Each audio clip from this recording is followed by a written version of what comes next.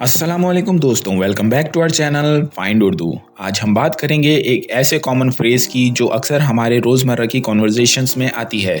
वो है what are you up to, यानी कि तुम क्या कर रहे हो। इस फ्रेज़ का इस्तेमाल हम किसी की करंट एक्टिविटीज़ या प्लान्स के बारे में जानने के लिए करते हैं।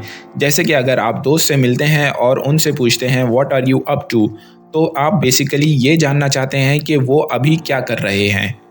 तो what are you up to एक फ्रेंडली वे है अपने फ्रेंड्स या फैमिली से उनके करंट एक्टिविटीज़ के बारे में पूछने का।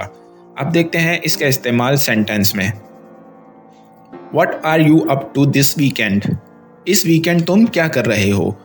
हे quick question, what are you up to after work today, यानी कि आज काम के बाद तुम क्या कर रहे हो। तो अब आप जानते हैं what are you up to का मतलब और इस्तेमाल। अगर आपको और कुछ सीखना है या कोई और फ्रेज समझना है तो मुझसे पूछ सकते हैं। खुदा हाफिज़।